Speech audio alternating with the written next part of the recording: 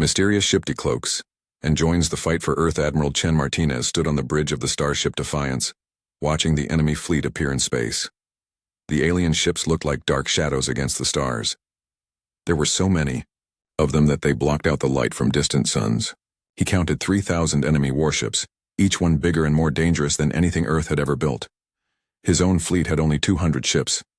They were brave ships with brave crews, but they were small compared to the alien monsters that now filled the darkness of space. The aliens called themselves the Hegemony, and they had been conquering worlds for over 1,000 years.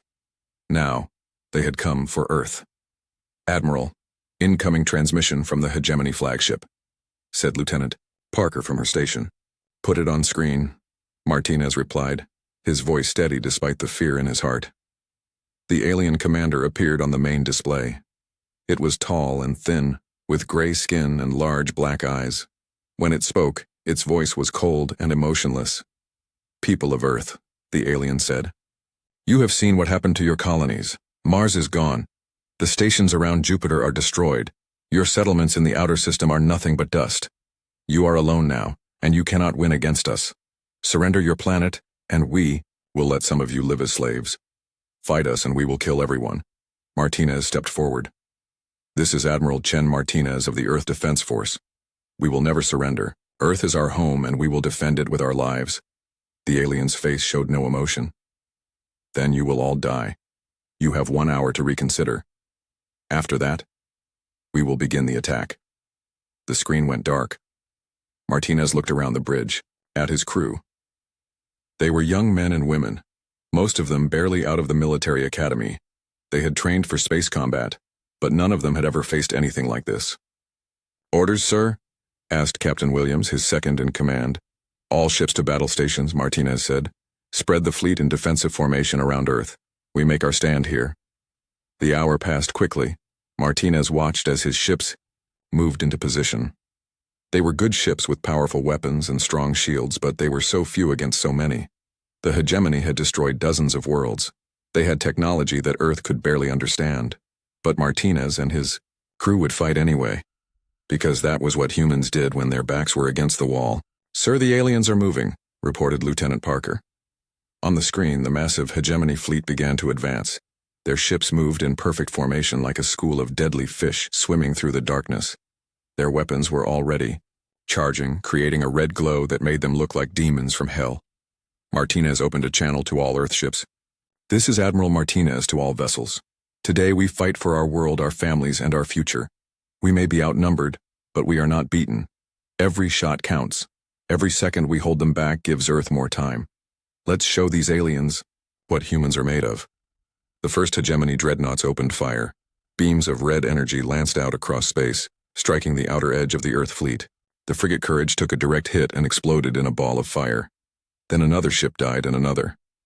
Martinez gritted his teeth. This was going to be a massacre. But then something impossible happened. Space itself seemed to bend and twist in front of the alien fleet. The stars became blurry, like looking through water.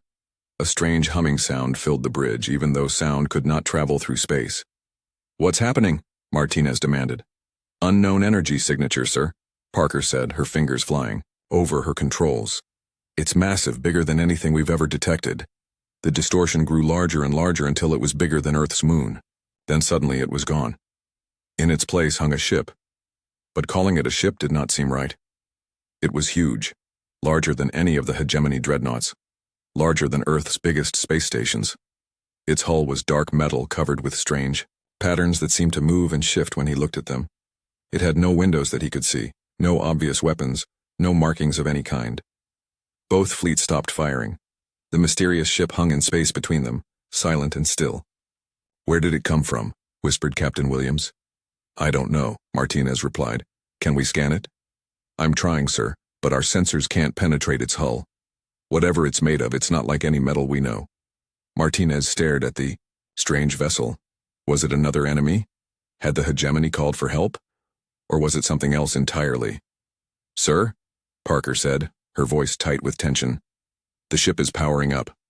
Lights began to appear along the mysterious vessel's hull.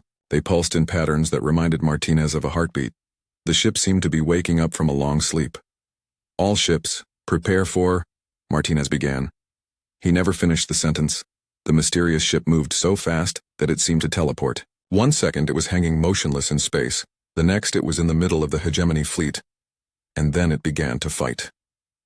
Beams of pure white energy shot out from the strange ship. They were unlike anything Martinez had ever seen. Where hegemony weapons were red and brutal, these beams were beautiful, like lightning made of starlight. But their beauty was deadly. The first beam struck a hegemony cruiser and cut it in half.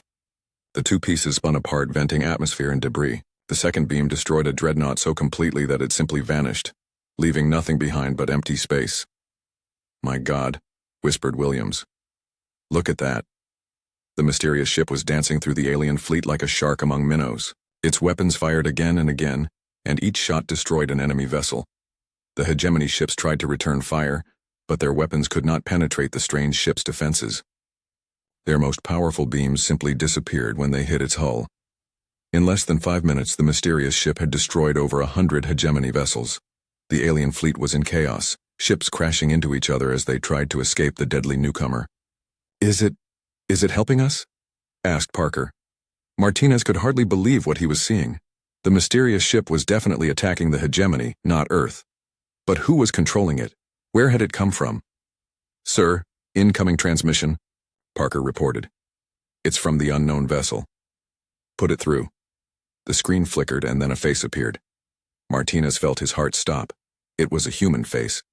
A man with gray hair and tired eyes, wearing a uniform that Martinez did not recognize. "Earth Fleet, this is Commander Torres of the vessel Temporal Aegis," the man said. "We are here to help, but there is much you need to know and very little time to explain it." Martinez found his voice.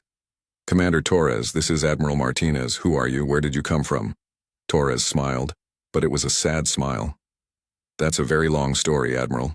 The short version is that we are your descendants, and we have come back in time to save our world. But first we need to finish dealing with these aliens."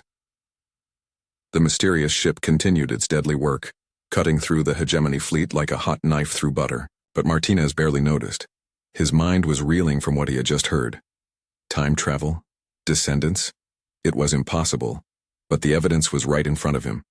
The ship, the weapons, the man on the screen who looked human but possessed technology beyond Earth's dreams. "Admiral," Torres said, "we need to talk. Can you send a small team to our ship? What I have to tell you will change everything." Mysterious ship decloaks and joins the fight for Earth captain. Sarah Voss checked her weapons one more time as her shuttle approached the mysterious ship. She had volunteered to lead the reconnaissance team, even though every instinct told her this was dangerous. The ship that called itself Temporal Aegis was unlike anything she had ever seen. Its hull seemed to absorb light, making it hard to look at directly. "Stay sharp, people," she told her team over the comm. "We don't know what we're walking into." Her team consisted of 6 of Earth's best soldiers and scientists. They had trained for alien contact, but nothing had prepared them for this. A ship from the future, crewed by their own descendants? It sounded like something from a science fiction movie. "Captain, I'm reading a docking bay opening on the port side," reported Sergeant Kim from the pilot's seat. "Take us in, but keep the engines hot. If this goes wrong, I want to be able to leave fast." The docking bay was enormous, large enough to hold a dozen shuttles. As they landed, Voss saw other vessels parked along the walls. They looked human in design, but they were sleek and advanced in ways that Earth's ships were not. The airlock cycled, and Voss led her team into the ship. The corridors were well lit and clean, but there was something strange about them. The walls were covered with symbols that looked almost familiar, like writing she had seen before but could not quite read. "This way, please," said a voice. Voss spun around, her hand going to her sidearm. A woman had appeared in the corridor behind them. She was tall and thin, with short black hair and dark eyes. She wore a uniform of blue and silver that Voss did not recognize. "I am Lieutenant Chen," the woman said. "Commander Torres is waiting for you in the briefing room." "Chen?" asked Dr. Rodriguez, the team's scientist. "That's a human name." "Yes," Lieutenant Chen replied. "We are human, Dr. Rodriguez, just not the kind of humans you are used to." They walked through the ship's corridors, passing other crew members. All of them were human, but there was something different about them. They moved with a confidence that spoke of long years in space. Their equipment was advanced beyond anything Earth had produced, and their eyes held a sadness that Voss could not understand. The briefing room was large and comfortable, with a table that could seat 20 people. Commander Torres was waiting for them, along with several other officers. Up close, Voss could see that Torres was older than he had appeared on the screen. His face was lined with years of stress and worry. "Please sit," Torres said. "I know you have questions, and I will answer them all. But first, let me show you something." He touched a control on the table, and the room's walls became transparent. Voss gasped. Outside the ship, the battle was still raging, but now she could see it from a different angle. Earth ships were fighting bravely, but they were being pushed back. The hegemony had regrouped and was pressing their attack. "Your people are brave," Torres said, "but without our help, Earth will fall within 6 hours. I have seen it happen before in other timelines." "Other timelines?" Voss asked. "What do you mean?" Torres sighed. "Dr. Rodriguez, you have studied quantum physics, correct? You understand the theory of parallel universes?" "Yes, but they're only theoretical. There's no proof they actually exist." "I am your proof," Torres said. "My ship, my crew, we come from a timeline where Earth fell to the hegemony 300 years ago. We are the last survivors of humanity's first great defeat." He stood up and walked to the transparent wall. Outside, one of Earth's destroyers exploded under alien fire. "In our timeline, Admiral Martinez died in the first wave of the attack. Earth's orbital defenses fell in 4 hours. The planet was conquered, and most of humanity was killed. The survivors fled to the outer systems, where they spent generations planning their revenge. But if Earth was conquered in your timeline, how are you here now?" asked Sergeant Kim.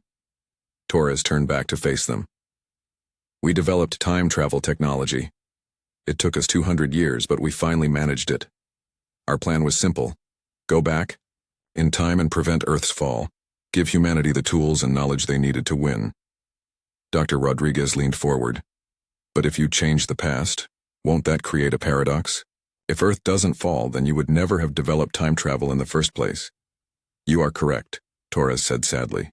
"Every time we intervene in the past, we create more paradoxes. We are slowly erasing ourselves from existence. This ship, my crew, we are living on borrowed time." "Then why do it?" Voss asked. Torres smiled. "Because it is the right thing to do. Because even if we cease to exist, humanity will survive. That is worth any price." Another officer spoke up. She was young, maybe 25, with red hair and green eyes. "Captain Voss, I am Major Santos. In our timeline, I was born on Mars in the year 2387. My great-grandmother told me stories of Earth before the fall, stories of blue skies and green forests, of cities full of people living free lives. I joined this mission so that those stories could become real again." Voss felt a chill run down her spine. These people were fighting not just for humanity's survival, but for a world they had never seen and never would see. "What do you need from us?" she asked. "We need to work together," Torres said. "My ship is powerful, but it cannot defeat the entire hegemony fleet alone. We need Earth's forces to coordinate with us, to learn our tactics and use our technology." He touched another control, and holographic displays appeared in the air above the table. They showed detailed scans of the hegemony ships, their weapons, their weak points. "The hegemony has ruled the galaxy for 1,000 years, Torres continued. "They are arrogant and overconfident. They follow the same attack patterns, use the same strategies, because they have never needed to change. But we have studied them. For 3 centuries we know their weaknesses." Dr. Rodriguez was staring at the displays with wide eyes. "This technology, how is it possible? These scans show details that our best sensors could never detect. 300 years of technological development," Lieutenant Chen explained. "When humanity was driven from Earth, we had to advance quickly or die. We learned to build better ships, better weapons, better sensors. Everything you see here is the result of desperation and determination." Commander Torres brought up another display. This one showed Earth's current battle formation. "Admiral Martinez is a good commander, but he is fighting yesterday's war. The tactics he is using worked against human enemies, but not against the hegemony. We need to change his strategy, and we need to do it quickly." "How?" Voss asked. "By sharing our knowledge. My officers will work with your fleet commanders. We will upgrade your ship's weapons and shields with our technology. Most importantly, we will teach you how the hegemony thinks and fights." Major Santos activated another hologram. This one showed the hegemony fleet, with red arrows indicating their likely next moves. They will try to split your fleet, she explained. Force you to divide your forces, then crush each group separately. It is a classic hegemony tactic, but if we coordinate our attacks, if we work together, we can turn their strategy against them. Voss looked around the table at her team. They were all listening intently, taking in every word.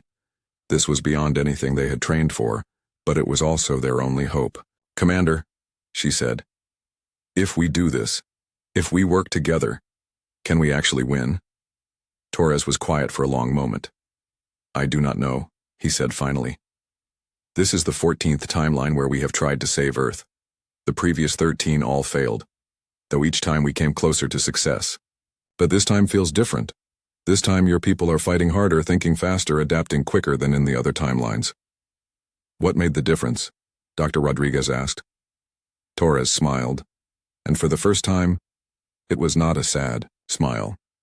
You did. All of you. In the other timelines, Earth's defenders were brave but predictable. This time, Admiral Martinez made choices that surprised even us. Captain Voss, you volunteered for this mission even though you knew it was dangerous. Dr. Rodriguez, you are already starting to understand our technology, asking the right questions. He stood up and walked back to the window. Outside, Earth hung like a blue jewel against the darkness, beautiful and fragile. Humanity's greatest strength has always been its ability to adapt, to learn, to work together in the face of impossible odds. In my timeline, we forgot that for a while. We became isolated, focused only on revenge. But working with you, seeing your courage and determination has reminded us what we are really fighting for. Voss stood up as well. Then let's get started. Show us how to save our world. Mysterious ship Decloaks and joins the fight for Earth. Admiral Martinez stood in the war room aboard the temporal Aegis, staring at displays that showed more information than he had thought possible. The ship's technology was incredible. Every system, every weapon, every piece of equipment was hundreds of years ahead of anything Earth had built. But what impressed him most was the knowledge of the people who operated it. Commander Torres pointed to a tactical display showing the hegemony fleet. They are regrouping behind the moon, he said. In approximately 40 minutes, they will launch a three-pronged attack. The main force will come straight at Earth, while smaller groups will try to flank us from both sides. How can you be so certain? Asked Captain Williams. Major Santos answered. Because we have fought this battle 13 times before, in 13 different timelines. The hegemony always uses the same strategy when facing a weaker enemy. They are efficient, but not creative. Dr. Rodriguez was studying another display that showed the internal structure of a hegemony warship. The detail in these scans is amazing. You can see every corridor, every room, every piece of equipment. We had to learn, Lieutenant Chen explained. After Earth fell in our timeline, the survivors spent decades hiding in asteroid fields and dead systems. We captured damaged hegemony ships when we could, studied them, learned their weaknesses. Knowledge became our only weapon. Torres activated a new hologram. This one showed Earth's defensive fleet, with suggestions for new formations and attack patterns. Admiral, your ships are good, but they are positioned for the wrong kind of fight. The hegemony expects you to stay in tight formation, protecting Earth directly. Instead, we should spread out, force them to come to us. That's risky, Martinez said. If they break through our lines, Earth will be defenseless. Earth is already defenseless against their full fleet, Torres replied. Our only chance is to use mobility and surprise, hit them where they do not expect it, make them react to us instead of following their plan. An alarm sounded throughout the ship. A young officer rushed into the room. Commander, we are detecting massive energy spikes from the hegemony flagship. They are preparing some kind of superweapon. Torres's face went pale. The Annihilator beam. I had hoped they would not use it so early in the battle. What is it? Martinez asked. A weapon that can destroy an entire planet with a single shot, Major Santos said grimly. In our timeline, they used it on Earth after the orbital battle ended. It cracked the planet's crust and killed billions. Dr. Rodriguez felt sick. How do we stop something like that? We have to destroy the flagship before it can fire, Torres said, but it is heavily defended. In our timeline, 7 Earth fleets tried to break through those defenses. All of them failed. Martinez studied the tactical display. The hegemony flagship was indeed massive, larger than any ship in either fleet.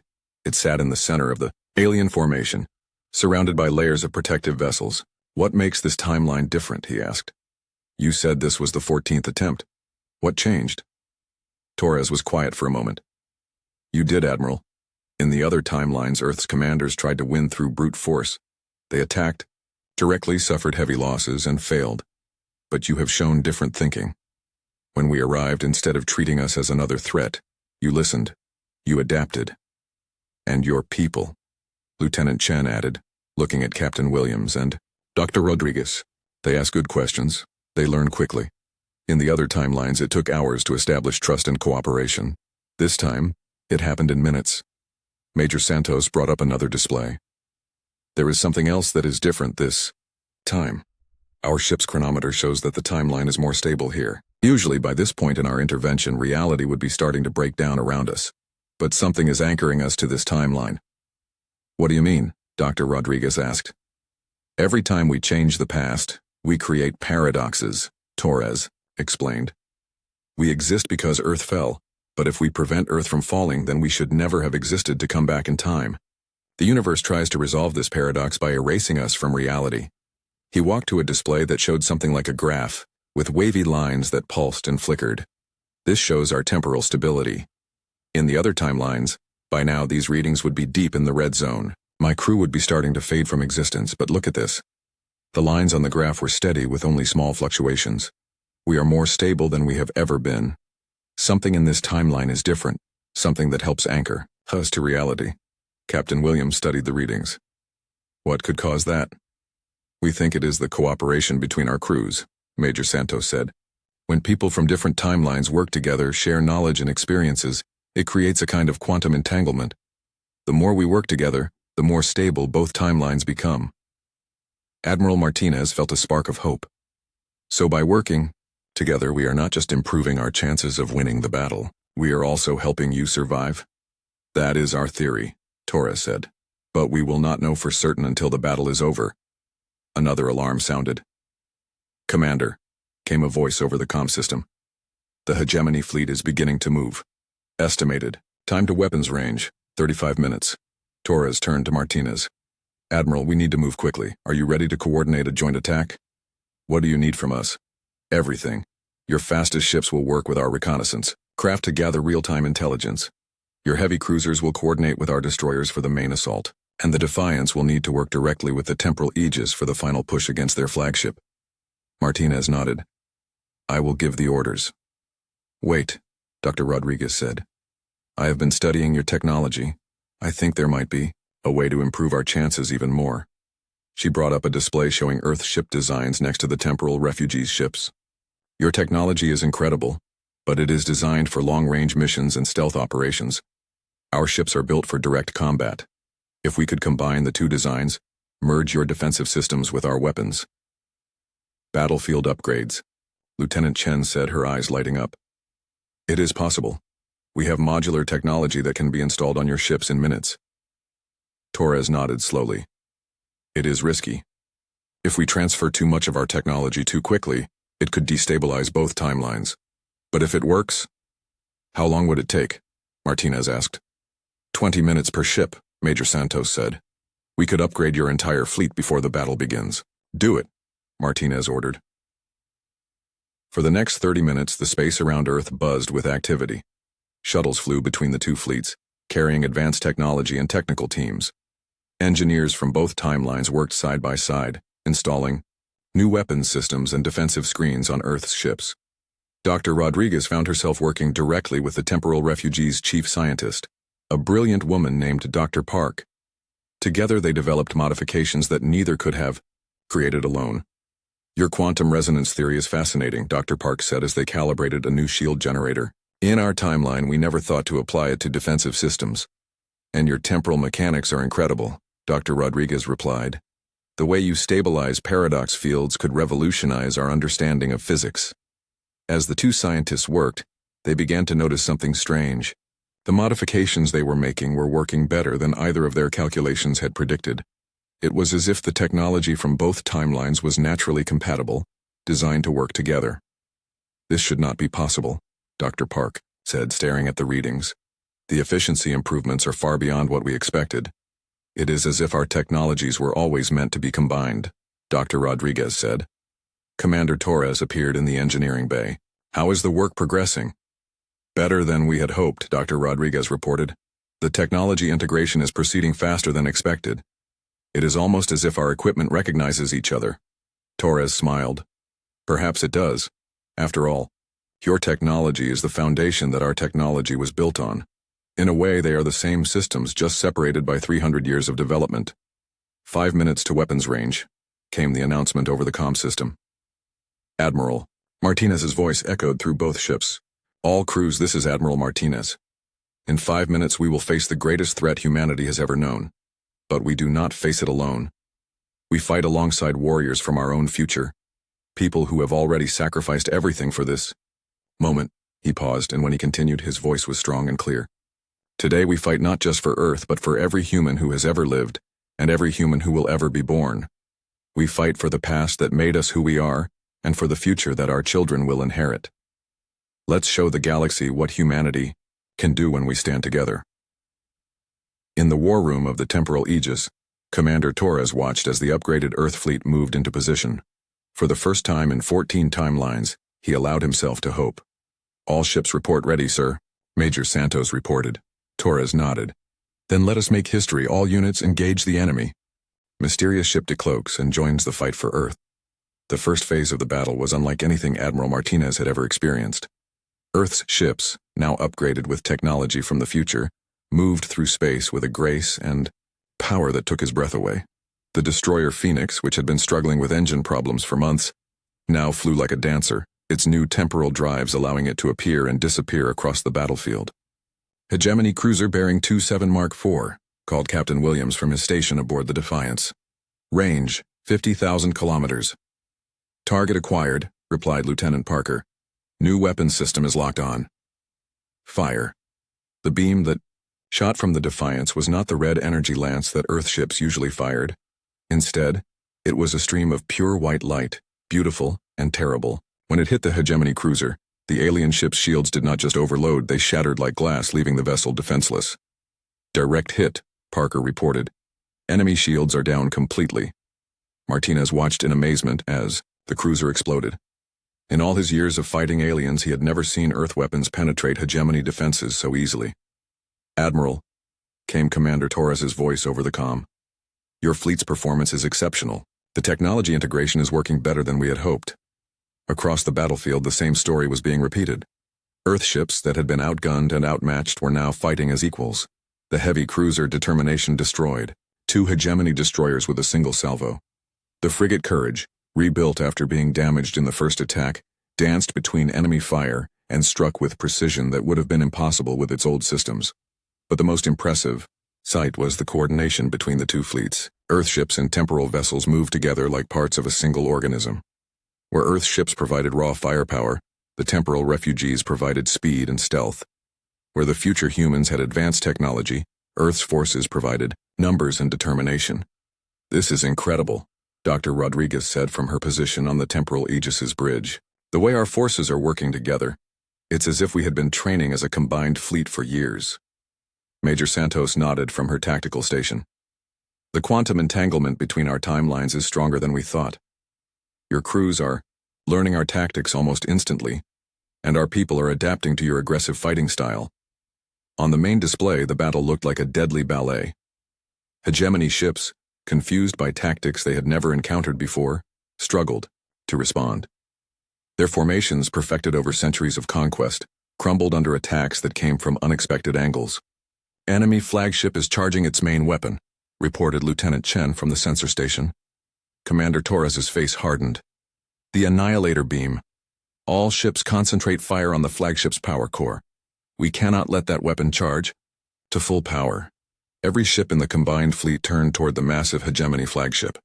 It was a monster of a vessel, over 10 kilometers long and bristling with weapons. Its shields were the strongest that alien technology could produce, and its armor could withstand direct hits from nuclear weapons. But the combined human fleets were no longer using conventional weapons. The Temporal Aegis led the charge, its reality-bending guns carving through space itself. Behind it came the Defiance and the other Earth-heavy cruisers, their new temporal-enhanced weapons firing in perfect synchronization. Smaller ships darted around the flanks, their upgraded shields allowing them to get close enough to target weak points in the flagship's armor. Flagship shields at 60%, reported Major Santos. But sir, look at this. She brought up a tactical display that showed the entire hegemony fleet. The aliens were not just defending their flagship. They were retreating. Ships that had never shown fear before were pulling back, trying to put distance between themselves and the human forces. They are afraid, Dr. Rodriguez realized. For the first time in 1,000 years, the hegemony is actually afraid. Commander Torres smiled grimly. Fear makes them dangerous.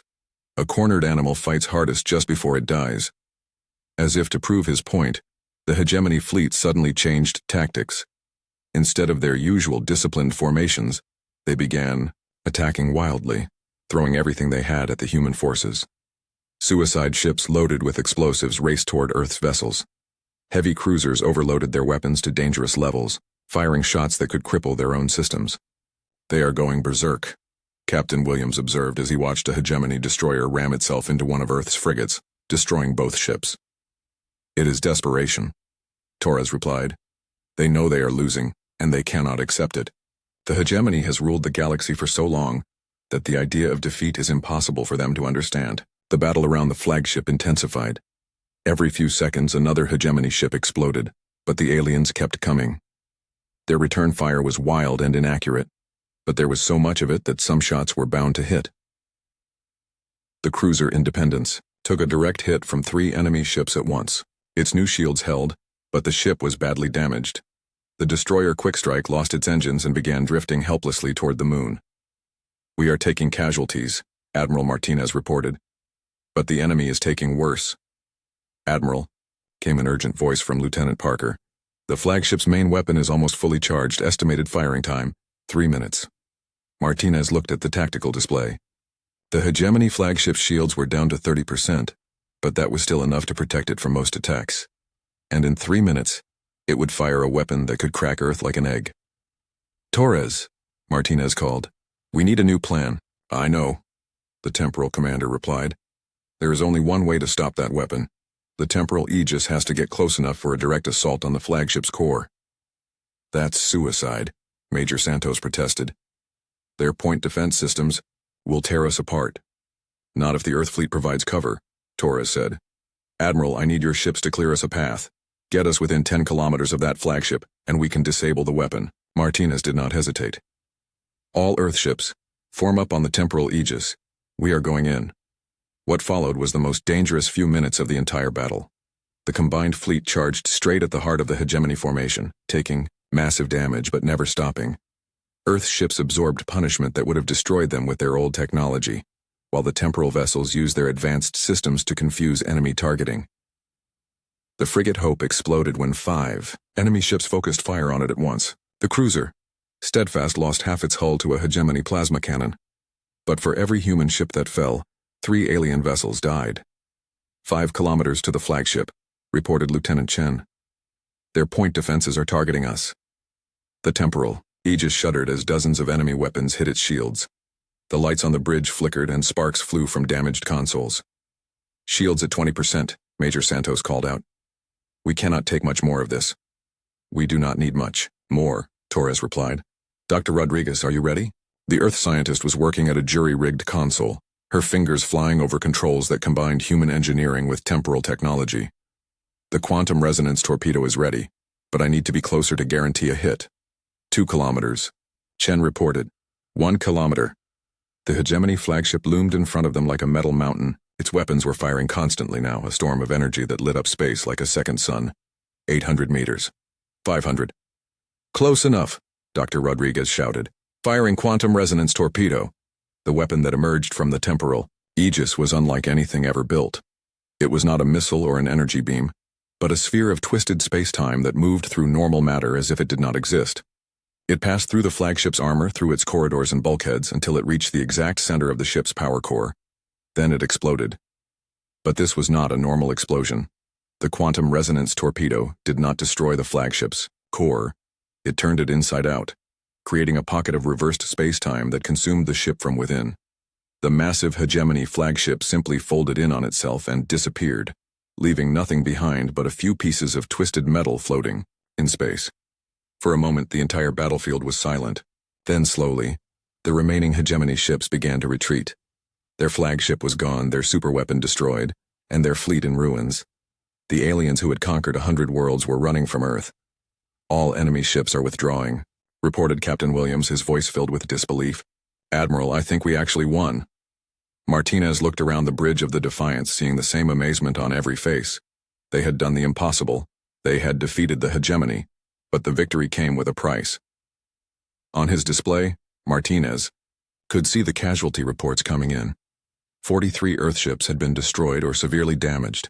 Hundreds of brave men and women had died in the battle. Commander Torres, Martinez said, what are your losses?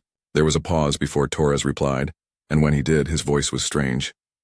Admiral, we need to talk. Something is happening to my ship, to my crew. Something we did not expect. On the main screen, Martinez could see the temporal Aegis. Mysterious ship Decloaks, and joins the fight for Earth. 3 months after the battle, Admiral Martinez stood in his office looking at reports that still amazed him. Earth's shipyards were working around the clock, building vessels with technology that had been given to them by their own descendants. The new ships were faster, stronger, and more advanced than anything humanity had ever created. But it was not just the technology that had changed. The people had changed too. Dr. Rodriguez knocked on his door and entered carrying a thick folder of research papers. In the months since the battle, she had become Earth's leading expert on temporal mechanics and quantum physics. The knowledge she had gained from working with the temporal refugees had transformed her understanding of the universe.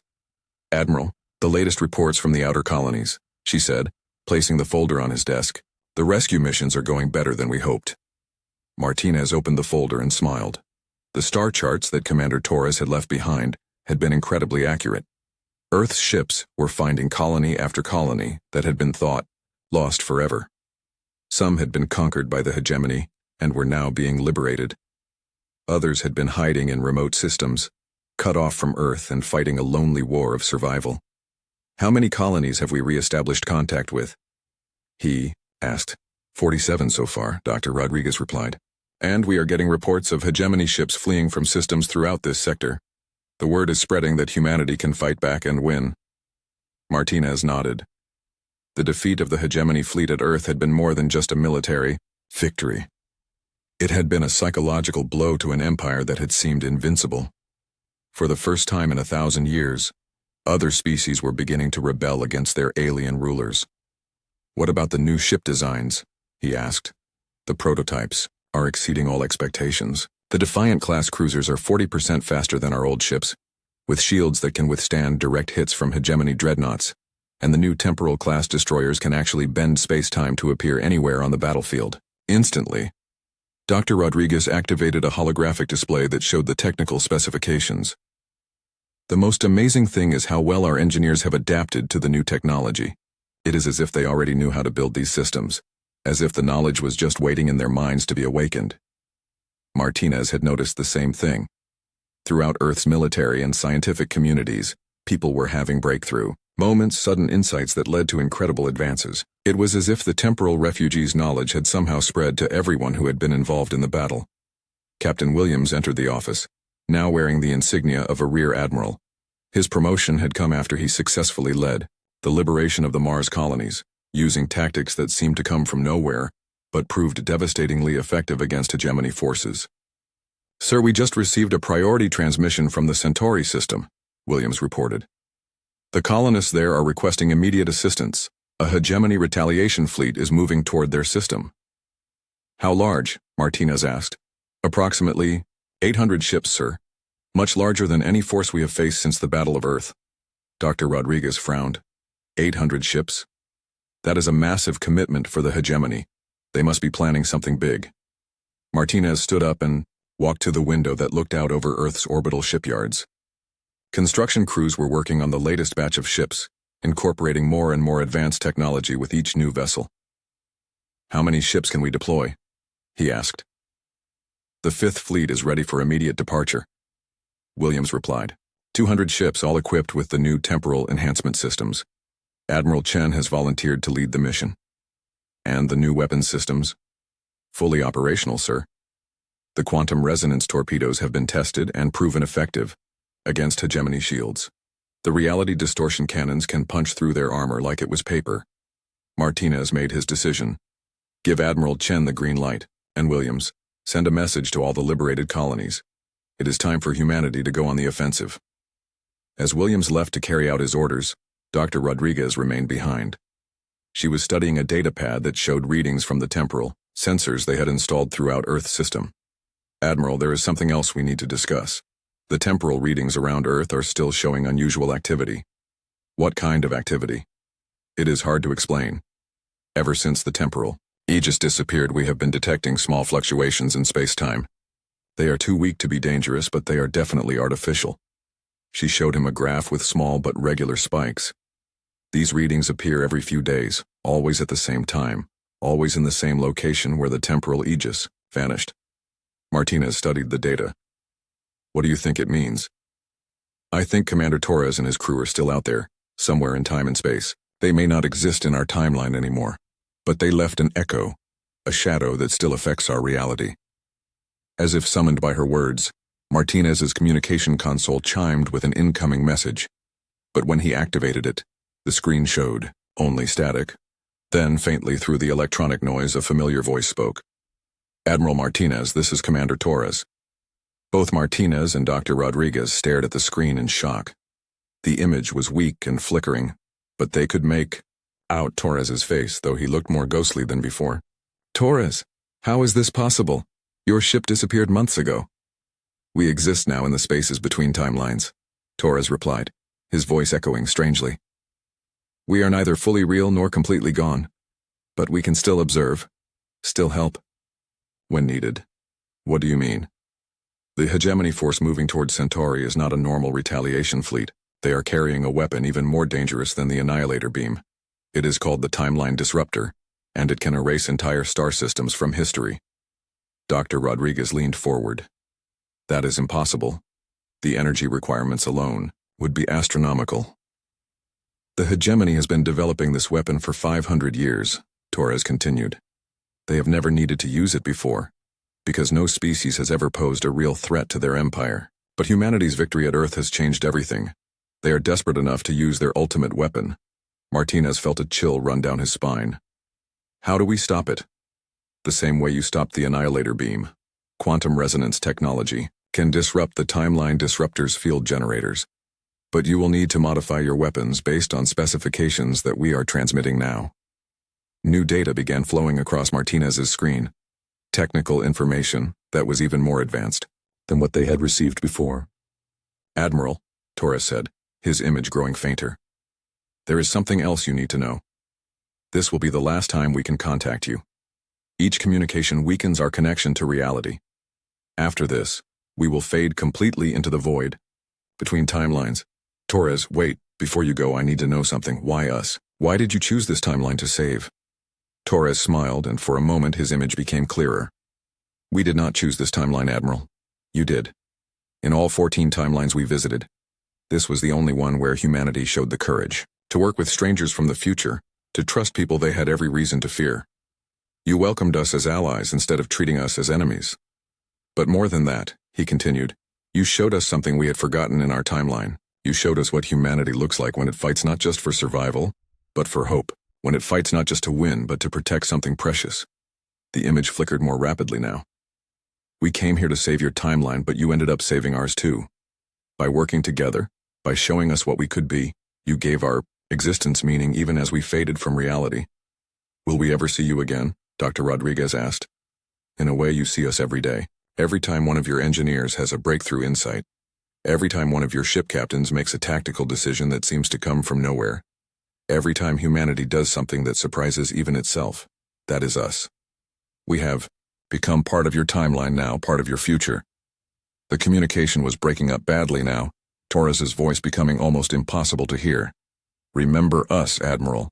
Not as ghosts from a timeline that never was, but as proof that humanity's future is worth fighting for, no matter the cost. The screen went dark, and Martinez knew that Commander Torres and his crew were truly gone now, lost forever in the spaces between reality. But their gift remained. Within hours, Earth's fleets were deploying with weapons modified according to the temporal refugees' final specifications. The battle at Centauri was fierce, but humanity's new technology proved superior to even the hegemony's ultimate weapon. The timeline disruptor was destroyed before it could fire, and the alien retaliation fleet was scattered across a dozen systems.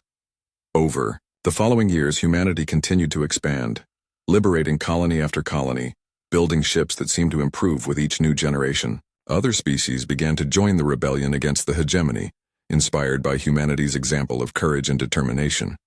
Admiral Martinez, now Supreme Commander of the United Human Forces, stood once again in his office, looking out at the stars.